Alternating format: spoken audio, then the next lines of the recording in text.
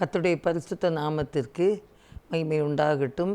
இந்த நல்ல நாளிலும் ஜாய் குட் நியூஸ் டிவி மூலமாக உங்களை சந்திப்பதிலே மிக்க மகிழ்ச்சி அடைகிறேன். கிறிஸ்துக்கள் அன்பானவர்களே, இந்த உயிர்மீட்சி நேரம் வழியாக இந்த செய்தியை கொடுக்க தேவன் தந்த கிருபைக்காக நான் கர்த்தரை ஸ்தோத்திரிக்கிறேன். இந்த நேரத்திலும் கூட நாம் சிந்திக்கும்படியாக எடுத்துக்கொண்ட வேத வாக்கியம் என்னவென்றால், தேவனை நோக்கி ஜெபிக்கணும். இதை ஒட்டி நான் சில காரியங்களை உங்கள் மத்தியிலே நான் சொல்ல விரும்புகிறேன். லூக்கா 22ஆம் அதிகாரம் 46ஆம் வசனத்தில், நீங்கள் நித்திரை பண்ணுகிறது என்ன, சோதனைக்குட்படாதபடிக்கு எழுந்திருந்து ஜெபம் பண்ணுங்கள் என்றார். இயேசு கிறிஸ்து கெத்செமனே தோட்டத்தில் வியாகுலப்பட வந்த நாட்களில் சில சீஷர்களை அங்கே உட்காருங்கன்ட்டு விட்டுட்டு வந்தாங்க. பேதுரு, யோவான், யாக்கோபை தன்னோடு கூட்டி கொண்டு வந்து என்னோடு கூட விழித்திருந்து ஜெபிங்கன்னு சொன்னாங்க. சொல்லிட்டு கெத்செமனே தோட்டத்தில் ஆண்டவர் முழங்கால் படியிட்டு ஜெபிக்க கடந்து போனார். சற்று நேரம் பொறுத்து வந்து பார்க்கும்போது இந்த 3 பேரும் நித்திரை மயக்கமாக இருந்தாங்க. அப்போ ஆண்டவர் சொல்கிறாரு, நீங்கள் நித்திரை பண்ணுகிறது என்ன, சோதனைக்குட்படாதபடிக்கு விழித்திருந்து ஜெபியுங்கள், தேவனை நோக்கி ஜெபியுங்கள் என்று சொல்லுகிறதை நாம் பார்க்கிறோம். ஆண்டவருடைய அந்த பாடுகள் மத்தியிலையும் கூட தேவனை நோக்கி ஜெபியுங்கள் என்று சொல்லக்கூடிய ஒரு வாய்ப்பு அந்த மக்களுக்கு கிடைத்தது. தாவீது ராஜா கூட என்ன சொல்கிறாருன்னா, பல நெருக்கடியான நேரத்தில், பல கஷ்டமான சமயத்தில் அவர் என்ன சொல்கிறாருன்னா, சங்கீதம் 121ஆம் சங்கீதத்தில் நம்ம பார்த்தோன்னு சொன்னால், எனக்கு ஒத்தாசை வரும் பர்வதங்களுக்கு நேராக என் கண்களை ஏறெடுக்கிறேன், வானத்தையும் பூமியையும் உண்டாக்கின கர்த்தரிடத்திலிருந்து எனக்கு ஒத்தாசை வரும் அப்படின்னு சொல்கிறார். அல்லேலூயா. தேவைகள் இருக்கிற நேரம், முதலாவது நம்ம பார்த்தோம், சோதிக்கப்படாதபடி இருக்க வேண்டுமென்றால், சோதனையை ஜெயிக்க வேண்டுமென்றால் தேவனை நோக்கி நாம் என்ன செய்ய வேண்டும், ஜெபிக்க வேண்டும். இப்போ தேவைகள் சந்திக்கப்பட வேண்டும். அதற்காக தாவீது ராஜா என்ன சொல்கிறாருன்னா, எனக்கு ஒத்தாசை வரும், எனக்கு உதவி வரும், கன்மலையாகிய இயேசுவை நோக்கி பார்க்கிறேன், அவரிடத்திலிருந்து எனக்கு வரும், வானத்தையும் பூமியையும் உண்டாக்கின கர்த்தரிடத்திலிருந்து எனக்கு ஒத்தாசை வரும். அன்பாதவர்களே, நாசியில் சுவாசமுள்ள மனுஷனை நம்பப்படுவதற்கு அவன் எம்மாத்திரம். ஆகையினால அவரிடத்தில் கேளுங்க, ஏசப்பட்ட கேளுங்க. உங்களுக்கு சோதனையிலிருந்து விடுதலை வேண்டுமென்றால், சோதிக்கப்படுகிற நேரத்தில் உங்களை தேவன் காத்து கொள்ள வேண்டுமென்றால் அவரை நோக்கி கூப்பிட வேண்டும், காத்திருக்க வேண்டும். தேவைகள் அதிகமாக இருக்கும்போது கூட, ஆண்டவரே நான் என்ன செய்வேன் அப்பா, அவருடைய கற்பனைக்கு கீழ்ப்படிஞ்சு, அவருடைய வார்த்தைக்கு கீழ்ப்படிந்து, அவருடைய சத்தம் கேட்டு அவருடைய சித்தம் செய்வதற்கு தன்னை அர்ப்பணித்த பிள்ளைகளுக்கு நிச்சயம் கர்த்தர் உதவி செய்வார். அல்லேலூயா. அவர் வாக்கு மாறாதவர், பொய் சொல்ல அவர் ஒரு மனிதன் அல்ல, அவர் பரிசுத்த தெய்வம். வேணா நீங்கள் டெஸ்ட் பண்ணி பாருங்கள். ஆனால் கற்பனைக்கு கீழ்ப்படியணும், அவருடைய வார்த்தைக்கு கீழ்ப்படியணும், அவருடைய சித்தம் செய்ய வேண்டும். கட்டாயம் உதவி செய்வார், கட்டாயம் உதவி செய்வார். அன்பானவர்களே, 1980ஆம் ஆண்டு நாங்கள் ஊட்டியில் தான் வேலை பார்த்துட்டு இருந்தோம். என் கணவர் ஹிந்துஸ்தான் ஃபோட்டோ ஃபிலிம்ஸ் கம்பெனியில் வேலை பார்த்தாங்க. நான் வந்து ஊட்டி கவர்மெண்ட் ஹாஸ்பிட்டலில் ஃபார்மசிஸ்டாட்டு வேலை பார்த்தேன். Pharmacy department. 2 பிள்ளைகள், 8 வயது 6 வயது பிள்ளைகள். 1980 என கணவருக்கு ஊழியத்துக்கு அழைப்பு கிடச்சி. என்கிட்ட சொல்லும்போது எனக்கு கொஞ்சம் கஷ்டமாக இருந்து, நம்பவே முடியலை. ஆனால் சரி, நானும் சரி அதை ஜெபத்தில் வைத்து அந்த அழைப்பை உறுதிப்படுத்திட்டேன். அடிக்கடி நான் சொல்லியிருக்கேன், நாங்கள் எப்படி அழைக்கப்பட்டோம் எல்லாம் சொல்லியிருக்கேன். ஆனால் அதை சொல்ல வரல, அதுக்கு பிறகுள்ள காரியங்கள் சொல்ல வேண்டியது இருக்கிறது. அப்படி கர்த்தருடைய அழைப்புக்கு நாங்கள் 2 பேரும் கீழ்ப்படிந்து எங்கள் பிள்ளைகளை எல்லாம் உத்தரப்பிரதேசத்தில் 2 வருஷம் லக்னோவில் ஒரு ஹாஸ்டலில் விட்டுக்கிட்டு நாங்கள் போய் விடலை, சென்னை வரை தான் போனோம். அப்புறம் ஒரு மிஷினரி தான் கூட்டிகிட்டு போனாங்க. நாங்கள் 1 வருஷம் சேலம் டைனிஸ்பட்டு அதில் வந்து பைபிள் காலேஜு முடிச்சிட்டு நாங்கள் குஜராத் மகாராஷ்டிராவில் ஊழியத்துக்கு போனோம். 8.5 ஆண்டு காலம் ஆண்டுடைய ஊழியத்தை நாங்கள் செய்தோம். 8.5 ஆண்டு காலம் ஆண்டுடைய ஊழியத்தை நாங்கள் செய்து, ஊழியத்தின் நிமித்தம் என்னுடைய கணவரும் இறந்து 1988 தேவனை அறியாத மக்களாலே, சமூக விரோதிகளாலே தாக்கப்பட்டார். இருதயம் ரொம்ப பலவீனமாகி 90 மே மாதம் 12ஆம் தேதி இந்த உலகத்தை விட்டு கடந்து போனாங்க. அப்பா விட்ட ஊழியத்தை செய்வேன்னு சொன்ன 2வது மகன் 17 வயது 1990ஆம் ஆண்டு மே மாதம் 17ஆம் தேதி, ஒரு ஆண்டுக்குள்ளாக 2 மரணம். மதில் இல்லாத கிணற்றில் வெளிச்சமும் இல்லை, கரண்ட் லைட்டும் இல்லை, அதில் பாதை தவறி மதில் இல்லாத கிணற்றில் தவறி விழுந்து இறந்துட்டான். ஆனால் மேலே தூக்கிட்டு வந்து 70 அடி ஆழ கிணறு, 2 அடி தான் தண்ணி. மேலே தூக்கிட்டு வரவும் 3 தடவை இயேசுவே இயேசுவே இயேசுவேன்னு சொல்லி உயிர் போயிட்டு கேம்பஸ் ஹாஸ்பிட்டலில் கூட்டிகிட்டு கொண்டு போனாங்க. அப்புறம் தான் எனக்கு தெரியும் அவன் இறந்துருக்கான்னு. இன்னர் ஹார்ட்டில் ஆண்டவரோடு கேட்டேன், என்ன ஆண்டவரே, 2000 பேர் கூடியிருக்கிற இடத்துல நான் எனக்கு பையனை மட்டும் நான் இழந்து நான் டெட் பாடியை கொண்டுட்டு போகணுமா அப்படின்னு கேட்டேன். இன்னர் ஹார்ட்டில் கேட்டேன். ஆண்டவர் சொன்னார், மகளை, நான் சர்வ வல்லமையுள்ள தேவன். இந்த பரந்த உலகத்தை நான் ஒரு தோட்டத்தை போல உண்டாக்கினேன்.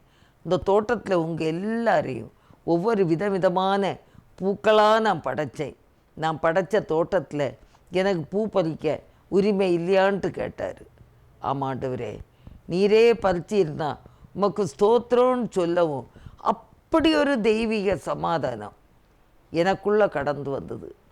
அழுதுட்டு இருந்த அத்தனை பேரையும் அழாதுங்க அழாதுங்க, கர்த்தருடைய வருகை அதி சீக்கிரம். கர்த்தர் வரும்போது கிறிஸ்துவுக்குள்ளே மரித்த இவங்க எல்லாம் எழும்பி வருவாங்க. நம்ம உயிரோடு இருந்தால் முகமுகமாய் தரிசிப்போன்னு சொல்லி தேற்றக்கூடிய அளவுக்கு ஆண்டவர் எனக்கு பலன் தந்தார். அன்பானவர்களே, இவ்வளோ பெரிய ஆண்டவர். அப்புறம் 2 மரணமாக 1 வருஷத்தில் மூத்த மகன் இப்படி ஒரு கடவுளே வேண்டான்னு காணாமல் போனான். அவனுக்காக பாரத்தோடு ஜெபித்தேன். ராத்திரியெல்லாம் ஜெபிப்பேன், பகலில் ஊழியங்களுக்கு போவேன். 5 மாதங்கள் கழித்து கர்த்தர் அவனையும் கொண்டு வந்து தந்தார். அவனையும் கொண்டு வந்து தந்து அவன் உடனே கர்த்தருடைய ஊழியத்திற்கென்று கடந்து போய் 9 வருஷம் ஊழியம் செய்து 2001 அக்டோபர் மாதம் இந்த உலகத்தை விட்டு அவனும் பாம்பேயில் சகோதரர் ஜான் ஆப்ரஹாம் அவர் தான் பொறுப்பானவர். அவருக்கு கீழே ஃபஸ்ட்டு கார்டியன், ஃபஸ்ட்டு தாய் தகப்பன் போல என்னுடைய மகனும் மருமகளும் ஊழியம் செய்துட்டு இருந்தாங்க. 13 பிள்ளைகளை அவங்க எடுத்து வளர்த்துக்கிட்டு இருந்தாங்க. அப்படி சூழ்நிலையில் திடீர்னு கரண்ட் ஷாக்கில் இந்த உலகத்தை விட்டு அவன் கடந்து போய் அவனுக்கு பாடி பாம்பேலேருந்து இங்கே வந்தது. அதை யோசிக்கவே முடியலை. ஆனால் பாடி வந்த பிறகு எனக்கு இருதயத்தில் ஒரு ஆறுதல். அது வரைக்கும் அழுதுருக்கேன். ஆனால் பாடியை பார்த்த பிறகு, என் மருமகளையும் பிள்ளையையும் பார்த்த பிறகு ஒரு மன ஆறுதல் கிடைத்தது. அன்பானவர்களே, பாருங்க, இந்த சூழ்நிலையில் எங்களுக்கு நல்ல கஷ்டங்கள் உண்டு. 1980 இந்த ஊழியத்துக்கு அழைக்கப்பட்ட நேரத்தில் எனக்கு ரொம்ப போராட்டம். எப்படி நல்ல கவர்மெண்ட் வேலையை விட்டுக்கிட்டு போகணுமா அப்படின்னு பயங்கர கஷ்டமாக இருந்தது. அப்போது எனக்கு என் ஹஸ்பண்டு கொஞ்சம் முந்தி போயிட்டாங்க சேலத்துக்கு. நான் பிள்ளைகளுடைய படிப்புக்காக ஏப்ரல் வரை இருக்க வேண்டியதாக இருந்து, ஆகையினால நான் பிள்ளைகளோட ஊட்டியில் இருந்தேன் பிள்ளைகளுடைய ஸ்டடிக்காக. அப்போ தான் டிசி வாங்கிட்டு போக முடியும். அப்படி இருக்கிற நேரத்தில் ஒரு நாள் திடீர்னு எனக்கு ரொம்ப அழுக வந்துட்டு. ஊட்டியில் நல்ல பெரிய பெரிய ஹோட்டல், பிக்பென் ஹோட்டல், உட்லேண்ட்ஸ் ஹோட்டல், இங்கெல்லாம் நாங்கள் குடும்பமாக போய், அப்போல்லாம் என்ன 100-150 ரூபாய்க்கு நல்ல எல்லாருமே சாப்பிடலாம். அப்படி நாங்கள் சாப்பிட்டோமே ஆண்டவரே, இனி நாங்கள் எந்த காட்டுக்கு போய் எங்களுக்கு எங்கே சிக்கன் ஃப்ரை அதெல்லாம் கிடைக்கும் அப்படின்ட்டு அப்படியே அழுது அழுது அழுது அழுது கண்ணே வீங்கி போச்சு. அப்புறம் எனக்கு சரி, இப்படி அழுது என்ன பிரயோஜனம், அவங்க தான் வேலையை விட்டு போயாச்சு, இனி நான் பிள்ளைகளுக்கு ஸ்டடிக்காக தான் கொஞ்ச நாள் இருக்கிறேன், நானும் போக தான் போகிறேன், அப்போ நான் அழுது என்ன பிரயோஜனம். அன்னைக்கு படிக்க வேண்டிய வேத பகுதி, அன்னைக்கு அதுக்காக தெரிந்தெடுக்கலை, அன்னைக்கு நான் படிக்க வேண்டிய வேத பகுதி நீதிமொழிகள் 30ஆம் அதிகாரம், அதில் 7, 8, 9 2 மனு உம்மிடத்தில் கேட்கிறேன், நான் மரிக்கும் பரியந்தமும் அவைகளை எனக்கு மறுக்காமல் தாரும். மாயையும் பொய் வசனிப்பையும் எனக்கு தூரப்படுத்தும். தரித்திரத்தையும் ஐஸ்வர்யத்தையும் எனக்கு கொடாதிருப்பீராக. நான் பரிபூரணம் அடைகிறனால் மறுதலித்து கர்த்தர் யார் என்று சொல்லாதபடிக்கும், தரித்திரப்படுகிறதினால் திருடி என் தேவனுடைய நாமத்தை வீணிலே வழங்காதபடிக்கும் என் படியை எனக்கு அளந்து என்னை போஷித்தரலும் அப்படின்னு சொல்லிட்டு தேவனை நோக்கி, இல்லையா? இது யார் எழுதினது? யாக்கோபின் குமாரனாகிய யாக்கேயின் குமாரனாகிய ஆகூர் என்னும் புருஷன் ஈத்தியேலுக்கு வசனித்து ஈத்தியேலுக்கும் ஊகாலுக்கும் உரைத்த உபதேச வாக்கியங்களாவன. 2 மனுவை இடத்திலே கேட்கிறேன், மரிக்கும் பரியந்தமும் அதை மறக்காமல் தாரும். ஐஸ்வர்யத்தையும் கொடாதிருப்பீராக, தரித்திரத்தையும் கொடாதிருப்பீராக. ஐஸ்வர்யம் அடைகிறனால் கர்த்தர் யார் என்று சொல்லாத படிக்கும், தரித்திரம் அடைகிறனால் திருடி கர்த்தருடைய நாமத்தை வீணிலே வழங்காத படிக்கும், அன்றாடுபடி அளந்து போற்றியும். அப்போ எனக்கு அதுக்கு மேலே வாசிக்கிறதுக்கு முடியலை. அன்றாடுபடி நம்ம ஹோட்டல், இந்த பிக்பென் ஹோட்டல், உட்லேண்ட்ஸ் ஹோட்டல், அப்படி ஃப்ரை சிக்கன், ஃப்ரை ரைஸ் அப்படியெல்லாம் சொல்கிறோமே, ஒரு நாள் நல்லா சாப்பிட்டுட்டு அடுத்த நாள் பட்னி இருக்கிறதுல என்ன பிரயோஜனம்? அன்றாடுபடின்னா இவ்வளோ நல்லது, கிடைக்கிறது கிடைச்சிட்டே இருக்கும், பசியாகவே இருக்க போகிறதில்ல, ஆண்டவன் நடத்துவார். எனக்கு அப்படி ஒரு தைரியம் வந்தது பாருங்க, அப்படி ஒரு தைரியம் வந்தது. அந்த தைரியத்தில் தான் ஊழியத்துக்கு நாங்கள் வந்தோம். இப்போ நாங்கள் ஏற்கனவே சாட்சிகளை சொன்னேன். என் ஹஸ்பண்டுடைய மரணம், சின்னவனுடைய மரணம், பெரியவனுடைய மரணம். அந்த அப்போ பெரியவன் இறந்தது 2001 அக்டோபர் மாதம் 13 இப்போ வருஷம் என்னாச்சு 2026 பிப்ரவரி. நீங்கள் 25 வருஷம் ஆச்சு. 25 வருஷமாட்டு பாருங்கள், நான் போனாலும் பாம்பேக்கு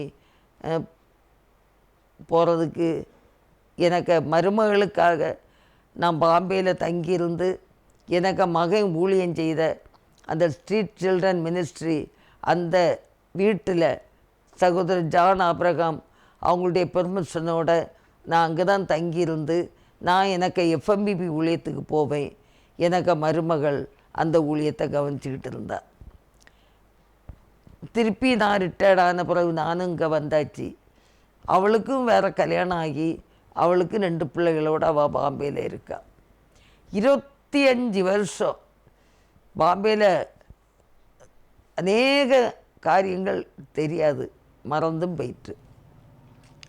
இந்த பிப்ரவரி மாதத்தில், பிப்ரவரி மாதம்னு இல்லை, சில மாதங்களாகவே கடந்த ஏப்ரல் மாதத்துல இருந்து ஒரு பயங்கர இக்கட்டான சூழ்நிலையில் எனக்கு வாழ்க்கை ஓடிக்கிட்டே இருக்குது. பயங்கர இக்கட்டான சூழ்நிலையில் அன்பானவர்களே, திடீர்னு கடந்த வாரம் எனக்கு ஒரு ஃபோன் வந்தது. அந்த அந்த கோல்டன் அவங்களுடைய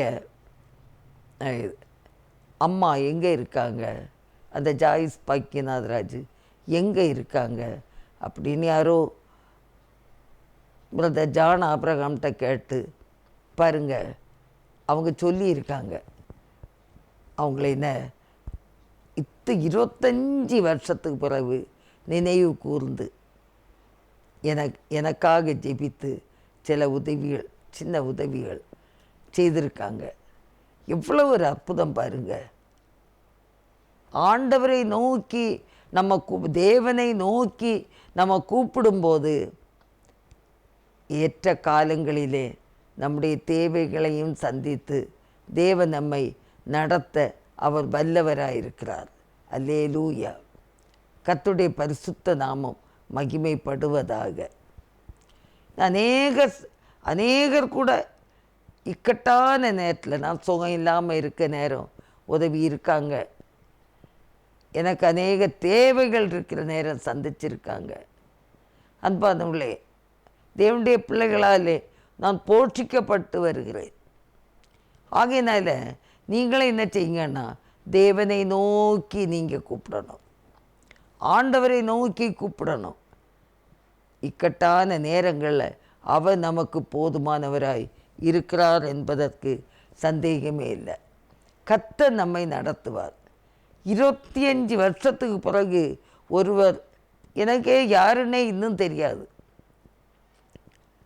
என்னை விசாரிக்கணும்னா கர்த்தர் நினைக்காம ஒரு காரியம் நடக்குமா பாருங்க. விசாரித்ததே பெரிய விஷயம். அவங்க கோல்டன் மதர், கோல்டன் அம்மா எங்கே இருக்காங்க அப்படி விசாரித்ததே ஒரு ஆச்சரியம். இப்படி அநேக நேர அற்புதங்களை நான் பெற்றிருக்கிறேன். அன்பானவர்களே, அது மட்டும் இல்லை, 3 வருஷத்துக்கு முன்னால் என்னுடைய நெஞ்சி பகுதியில் ஒரு கட்டி இருந்தது. அது அந்த கட்டி 10 வருஷத்துக்கு மேலாக ஒரு புளியமுத்த அளவுக்கு தான் இருந்தது. திடீர்னு 3 வருஷத்துக்கு முந்த ஒரு பெரிய நெல்லிக்காய் அளவுக்கு வீங்கி அப்படியே அது அசையாமல் வலிக்க ஆரம்பிச்சது. எங்கள் பாஸ்டர் அம்மாட்ட நான் சொன்னேன், யார்கிட்டையும் சொல்லாதுங்க, பாஸ்டர்கிட்ட கூட சொல்லாதுங்க, நீங்கள் மட்டும் தனி ஜெபத்தில் ஜெபம் பண்ணுங்க. அவங்க பாஸ்டர்கிட்டையும் சொல்லி குடும்ப ஜெபத்தில் ஜெபம் பண்ணியிருக்காங்க. நான் ராத்திரி எல்லாம் ஜெபித்தேன். எப்படி தெரியுமா நான் ஜெபித்தேன்? ஆண்டவரே, இது கேன்சர் கட்டியாக இருந்தால் என்ன கவனிக்க ஆளே இல்லையே. ஆண்டவரே, இது கேன்சர் கட்டியாக இருந்தால் ஹீமோதெராப்பி எல்லாம் கொடுக்குறதா இருந்தால் என்கிட்ட பணமே இல்லையே. ஆண்டவரே, எனக்கு பலனும் இல்லை. அப்போ எனக்கு 75 வயசு. எனக்கு பலனும் இல்லை. ஆண்டவரே, என்னெல்லாம் இல்லை? ஆள் இல்லை, பணம் இல்லை, பலன் இல்லை. அழுது அழுது அழுது தூங்கிட்டேன். 12:15 வரைக்கும் ஞாபகம் இருக்குது. ராத்திரி 12:15 வரைக்கும் அழுது இந்த 3 இல்லை, ஆள் இல்லை, பணம் இல்லை, பலன் இல்லை, அழுது தூங்கிட்டேன். விடிய காலையில் எங்கள் பாஸ்டர் ஃபோன் பண்ணாங்க. அப்போ நான் அவங்கள தம்பின்னு தான் கூப்பிடுவேன். என்ன தம்பின்னு கேட்டேன். எப்படி இருக்குதிய? நான் அப்படியே தடவிட்டு, அதை காணலை தம்பி, புளிய முத்த கூட காணலை அப்படின்னு சொன்னேன். அவங்க பிரைஸ்லாட் சொன்னாங்க. அன்பானவர்களே, இந்த வியாதியிலேருந்து ஆண்டவர் விடுதலை தந்திருக்கார் பாருங்க. அவரை நோக்கி, தேவனை நோக்கி நம்ம கூப்பிடும்போது, ஆபத்து காலத்தில் என்னை நோக்கி கூப்பிடு, நான் உன்னை விடுவிப்பேன், நீ என்னை மகிமைப்படுத்துவாய். எத்தனை இதுபோல் இன்னும் எத்தனையோ ஆபத்து காலத்தில் ஆண்டவரை நோக்கி கூப்பிட்டு அநேக விடுதலையை பெற்றிருக்கேன். சின்ன மகன் இறந்த நேரம் என் சரீரத்தில் 7 வியாதிகள், ஆஸ்மா, அல்சர், பைல்ஸு, பக்கவாதத்துக்குள்ள symptom, high BP, high sugar, skin allergy. Doctor பென்சாம்கிட்ட எங்கள் தோப்பூர் பாஸ்டர் கூட்டிகிட்டு போனாங்க, பாஸ்டரும் ஒய்ஃபும். நான் சொன்னேன், டாக்டர்கிட்ட போனால் எல்லாம் சொல்லணுமே, எல்லா வியாதியும் சொல்லணுமே, அவருக்கே கேட்டு கேட்டு போர் அடிச்சிடும், சொல்லித்தான் ஆகணும். சொன்னேன். பொறிக்கடலை மாதிரி இவ்வளோ மாத்திரை மருந்து தந்தாங்க. எல்லாம் கொண்டுட்டு வந்தோம். சாப்பிடவே மனம் இல்லை. உபாகமம் 7ஆம் அதிகாரத்தில் அன்றைக்கு படிக்க வேண்டிய பகுதி தான். மோசேக்கு ஆண்டவர் சொல்கிறாரு, உன்கிட்ட எதுக்கிற இந்த 7 விதமான ஜாதிகள். உபாகமம் 7ஆம் அதிகாரம் 1ஆம் வசனம். இந்த கில்காசிய, பெர்சிய, எபூன்சியன்ஸ், இவங்க எல்லாரும் உன்கிட்ட எதுக்கும் போது அவங்க மேலே இறக்கப்படாத, எல்லாரையும் சங்காரம் பண்ணு. அல்லேலூயா. நான் பேப்பரில் இந்த 7 வியாதியும் எழுதி, இயேசுவின் நாமத்தில் நான் உன்னை சங்காரம் பண்ணுறேன், உன்னை சங்காரம் பண்ணுறேன்னு அப்படியே நான் ரெட்டிங்கில் அதை அப்படி அழித்து அந்த பேப்பரையே தூக்கி தூர போட்டேன். இதுவரைக்கும் ஆண்டோடைய கிருபையினால் என்னை ஆண்டவர் நடத்தி வர்றாரு, அற்புதமாக நடத்தி வருகிறாரு. பிபி இல்லை, சுகர் இல்லை. மாறா நிறைய சுகர் சாப்பிட்டா தான் ஹெல்த்தியாக இருப்பேன். அந்த மாதிரி ஆண்டவர் அற்புதமாக நடத்துகிறார்.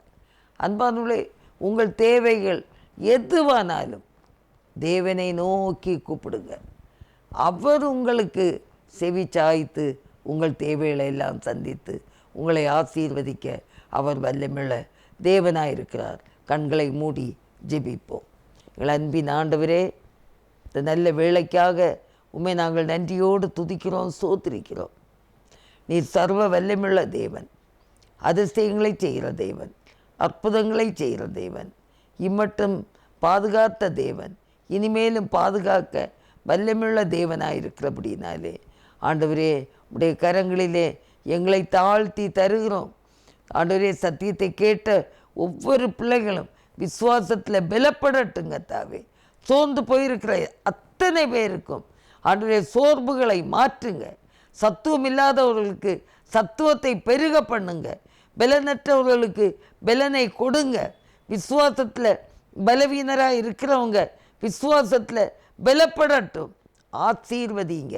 தாழ்த்தி ஒப்பு கொடுக்குறோம் இயேசு கிறிஸ்துவின் நல்ல நாமத்தில் ஜெபங்கேளும் பிதாவே. ஆமேன், ஆமேன். கர்த்தர் தாமே உங்களை ஆசீர்வதிப்பாராக. ஆமேன்.